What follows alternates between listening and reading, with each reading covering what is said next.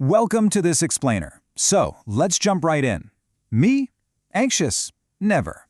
If I had $1 for every time I've heard a woman say that, well, you know how it goes. One of the absolute strangest things about anxiety in midlife is exactly who it targets. It loves to turn up completely uninvited in women who have literally never thought of themselves as anxious people. I mean, they're not the ones you'd expect to struggle. They're the highly capable ones, the reliable ones, the exact women everyone turns to when a crisis hits and things need sorting out. You probably know the type. Heck, maybe it's you. The kind of person who flawlessly manages the family schedule, plans the holidays, which, let's be honest, is a full-time job right there, supports aging parents, bails out adult kids, and keeps the household running like a well-oiled machine. And through the whole shebang, they still show up to work looking like they have everything totally under control. Simply put, they're the women who seem to be coping the best. And that right there is exactly why this sudden midlife anxiety is so deeply confusing and isolating. It just doesn't fit the story you've always told yourself about who you are. When this hits, you don't usually wake up and think, oh, I have anxiety. Not at all. Instead, you look around your perfectly normal life and ask yourself, why am I suddenly so overwhelmed? It's a jarring, incredibly frustrating contrast. For years, you've effortlessly juggled a million things, but now, things that used to take you 5 minutes without a second thought feel like absolutely monumental tasks. Replying to a basic email or just deciding what on earth to make for dinner can feel like climbing Mount Everest. Everything is just harder. And then you start wondering why you're suddenly so short-tempered, or you feel this heavy guilt because you're snapping at the family you love the most. And right on the heels of that overwhelm comes the exhaustion. I mean, sheer bone-deep exhaustion. But the wildest part is the disconnect, which leads to this incredibly frustrating question, why can't I switch off? You're more tired than you've been in years, yet your mind is racing 100 miles an hour. You're lying there in the dark, desperate for sleep, but your brain is stubbornly reviewing tomorrow's to-do list or obsessing over some random conversation you had 3 days ago. You might even find you can't make simple choices during the day because there's just so much noise in your head. It's totally disorienting when your own mind, your sharpest tool, feels like it's stuck in overdrive and totally out of your hands.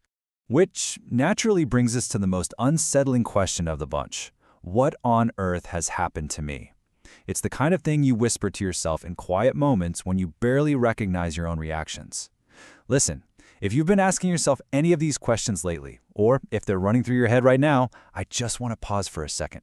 You are not imagining this, you are not making it up, and you are absolutely not alone. Just to put things into perspective, take a look at this number.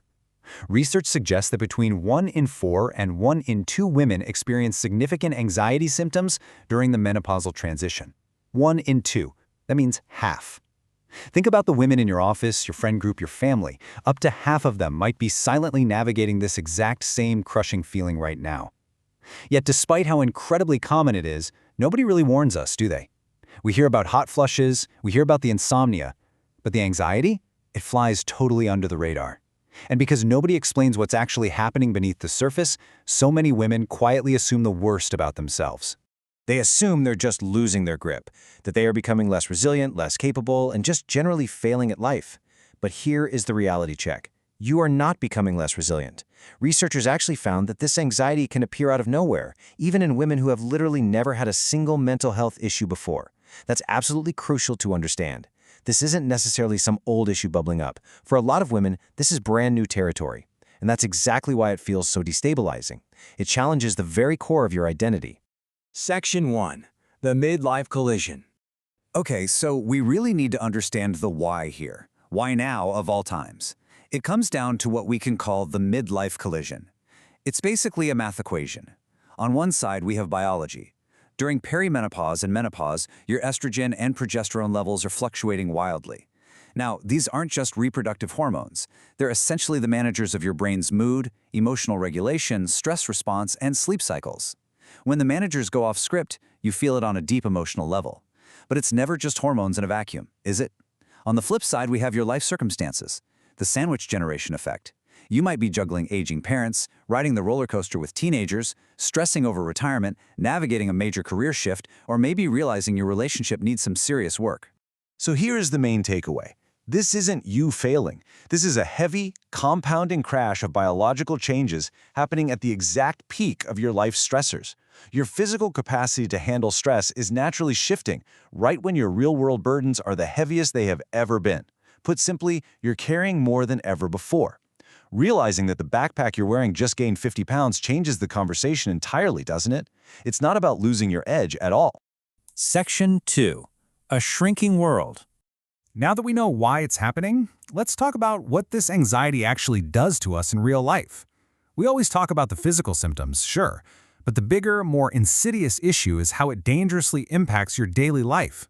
Anxiety has this awful habit of shrinking your world. Science shows it actually cranks up our perception of risk. Routine things suddenly feel uncertain, complicated, and super overwhelming. So what do?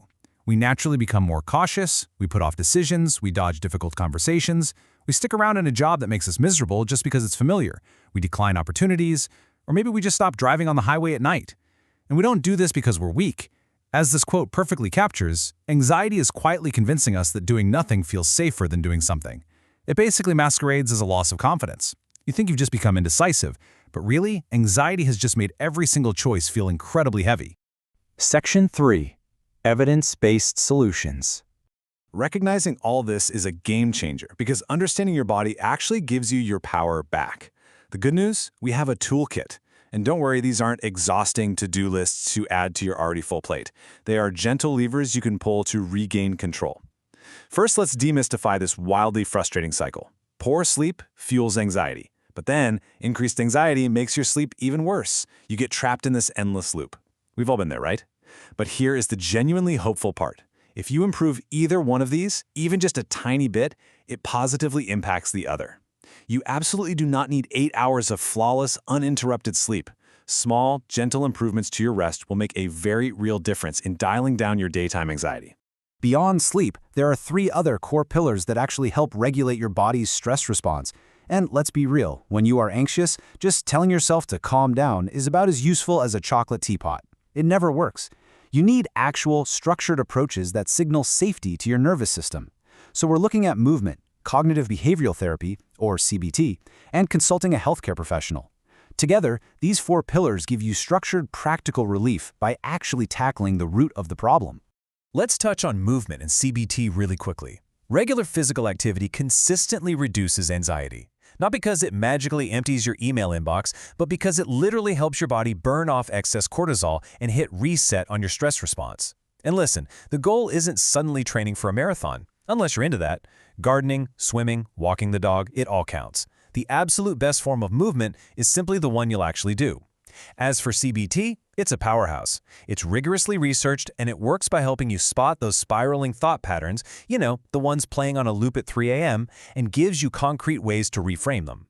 But as we talk about all these great solutions, we absolutely have to remember one grounding fact. There isn't a single magic bullet that works for everybody, and that is totally okay. Talking to a healthcare professional is a profound and highly effective step. For some women, hormone replacement therapy, HRT, is the key that unlocks everything. For others, anti-anxiety meds or antidepressants are 100% the right and necessary choice. And for someone else, fixing an underlying health condition might change the whole picture. There is zero judgment here. The goal isn't to do it perfectly or to do it naturally. The goal is finding the tailored support that actually works for you. Section 4. Reclaiming your identity. As we wrap up this explainer, I really want to talk about the heart of the whole thing, reclaiming who you are. Because if you've spent your entire life being the capable one, this sudden anxiety feels like a massive identity crisis.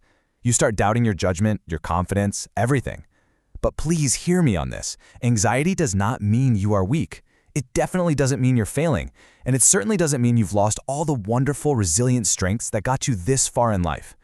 What it likely means is that your body, or your circumstances, or both, are just asking for your attention. It's a vital, completely understandable check engine light, and it's something deeply worth listening to rather than just trying to push it down. Now, if you're trying to untangle this midlife collision we've been talking about, you don't have to do it alone.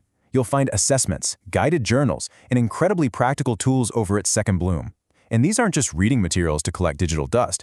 They are specifically designed to help you process your thoughts, figure out your unique triggers, understand your transition, and gently decide what your personal next step should be. So if you've recognized yourself today, even just a little bit, please don't brush it off. Pay attention to what your body is signaling. Talk to someone, a friend, your partner, your doctor. Explore what support could actually help you take this weight off your shoulders.